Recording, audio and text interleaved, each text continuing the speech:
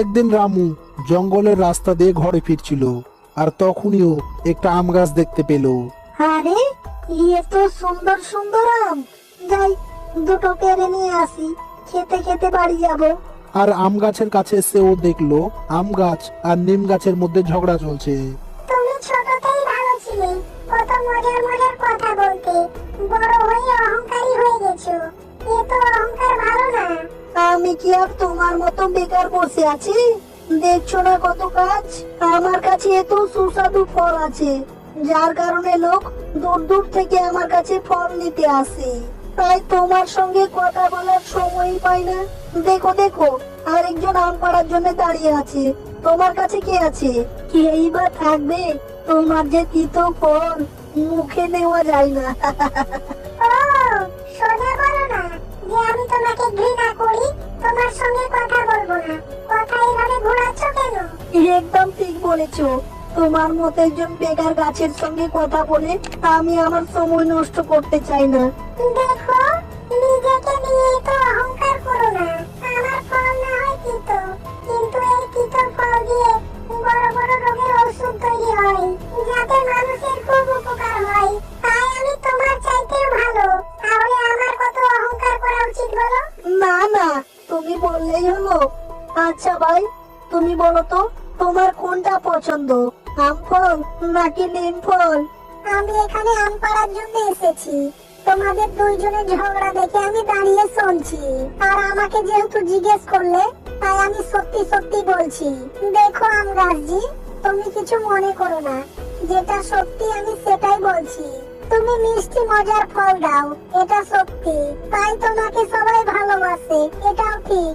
আর নিম গাছের ফল অবশ্যই তেতো, এতে ওর কোনো দোষ নেই, বরং তেতো হবার কারণেই ওর ফল থেকে অনেক বড় বড় অসুখের ঔষধ তৈরি হচ্ছে, মানুষের উপকার করছে। তাই আমার মনে হয় নিম গাছই তোমার চাইতে ভালো। না না, তুমি বললেই হলো, আমার ফলের কোনো তুলনা নেই, এই কথা তোমাদের মানতেই হবে।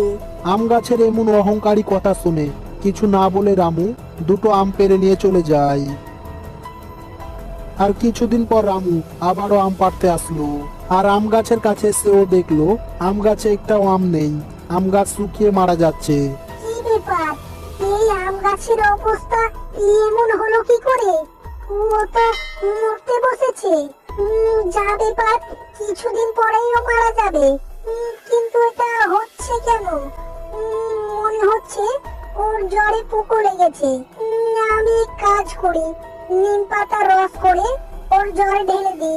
এইভাবেই রামু প্রতিদিনই নিম পাতার রস করে গাছের গোড়ায় ঢালতে থাকলো, আর কিছুদিন পরেই আম গাছ আবারও আগের মতো হয়ে যায়। আরে আবারও আম গাছ আগের মতো হয়ে গেছে। যাই যাই, দুটো আম পেড়ে নি। খবরদার খবরদার, আমার ফলে হাত দেবে না বলে দিচ্ছি। তুমি সেই দিনকে নিম গাছের সাপ দিয়ে আমার মনে অনেক কষ্ট দিয়েছো, আমার ফল পেরে আমাকে অসুস্থ করে দিয়েছিলে।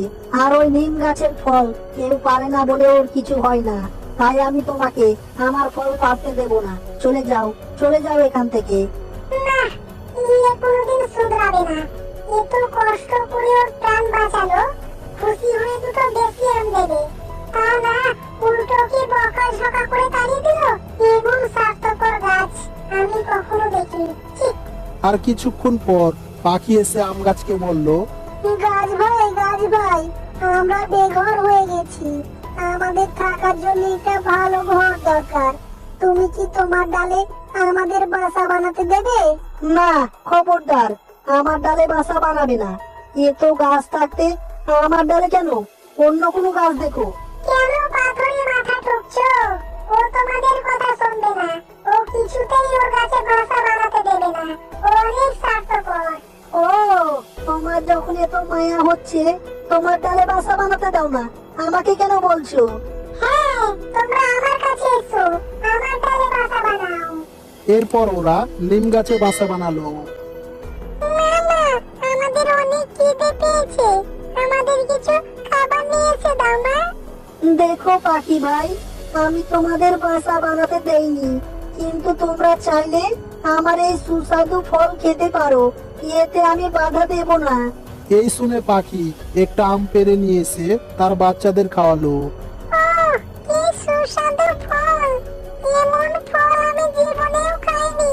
কিন্তু মা, ও তো আমাদের আশ্রয় দেয়নি, অথচ ফল খাওয়াচ্ছে। কারণ কি মা?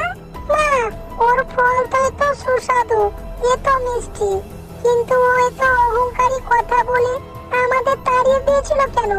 মিষ্টি ভাবে বললেই হতো। দেখো বাচ্চারা, নিশ্চয়ই এর পেছনে কোনো কারণ আছে। কারণ গাছ তো সব সময় শুধু দিতেই জানে, কিছু নিতে জানে না। ও সব সময় আমাদের ফল, ছায়া আর সবচাইতে বড় কথা আমাদের আশ্রয় দিয়ে থাকে। আচ্ছা বাচ্চারা, এবার তোমরা শুয়ে পড়ো, আমি একটু ঘুরে আসছি। আরে পাখি ভাই, আজ তুমি বেশি করে ফল নিয়ে গিয়ে তোমার বাসায় রেখে দাও, কাজে আসবে। এইভাবেই পাখি 2-3 চক্কর লাগিয়ে অনেকগুলো আম জোগাড় করে নেই। কিন্তু আম গাছ তাকে এর কারণ বলেনি, আর পাখিও এর কারণ জানতে চায়নি। আর পরের দিন পাখি তার বাচ্চাদের নিয়ে আম খাচ্ছিল, আর তখনই হঠাৎ প্রচন্ড বেগে ঝড় বৃষ্টি শুরু হলো। পাখি ভাই, ও পাখি ভাই, তোমার বাচ্চাদের নিয়ে সাবধানে থেকো। আজকের আবহাওয়া অনেক খারাপ মনে হচ্ছে। জি ভাই, আজ আমাকে একটু বাচ্চাদের নিয়ে সাবধানে থাকতে হবে। আর হঠাৎ ওরা একটা প্রচন্ড বেগে শব্দ শুনতে পেল। এরপর ওরা তাকিয়ে দেখলো আম গাছ গোড়া থেকে উপরে পড়ে গেল। বন্ধু, এটা কি হয়ে গেল? এই বিশাল ঝড় তো দেখি আম গাছটাকে লুটে ফেলে দিল। আর ঝড় বৃষ্টি ছাড়ার পর পাখি আম গাছের কাছে আসলো। আরে আম গাছজি, ইয়ে কি সর্বনাশ হয়ে গেল। পাখি ভাই, কি এসেছো? আমি আর তোমাদের সঙ্গে থাকতে পারলাম না, তোমাদের আর সুস্বাদু ফল খাওয়াতে পারবো না। আমাকে ক্ষমা করে দাও। আজ আজ আমি বলছি যে সেদিনকে আমি কেন আমার ডালে তোমাদের বাসা বানাতে দেইনি, কারণ আমি জানতাম যে আমার জ্বর শিকড় অনেক কমজোর হয়ে গেছে।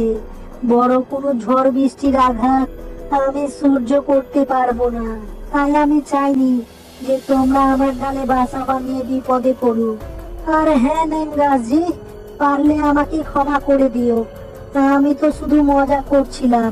তুমি সত্যি সবার চাইতে ভালো। আমার ফল খেয়ে তো মানুষ মজা পায়, কিন্তু তোমার ফল দিয়ে মানুষের জীবন ফিরে পায়। তাহলে তোমার সঙ্গে আমার তুলনা চলে? সত্যি সত্যি তোমার কোনো তুলনা নেই নিম গাছ ভাই। পারলে আমাকে ক্ষমা করে দিও। আর হ্যাঁ, তুমি হয়তো এটা ভাবছো, তাহলে রামু আমার প্রাণ বাঁচিয়েছিল, অথচ ওকে কেন আম দেয়নি? কারণ আমি জানতাম যে কিছুদিন পরেই আমি মারা যাব, তখন ও আম কোথায় পাবে? তাই আমি চাচ্ছিলাম যেন ও আমকে ঘৃণা করে, কখনোই খেতে না চাই। তাই আমি ওকে দেইনি। কিন্তু তুমি ভেবো না নিম গাছ ভাই, তুমি সব চাইতে ভালো। তোমার মতো এত উপকারী গাছ সবার ঘরে ঘরে থাকা উচিত। না গাছজি, তোমার কোনো দোষ নেই। পারলে আমাকে ক্ষমা করে দিও। না জেনে না বুঝে তোমাকে অনেক কষ্ট দিয়েছি, ছোট বড় কথা বলেছি। তোমার মন যে এত বড় আমি বুঝতে পারিনি। সত্যি সত্যি তোমার কোনো তুলনা নেই। পারলে আমাকে ক্ষমা করে দিও। এরপর আম গাছ মারা গেল।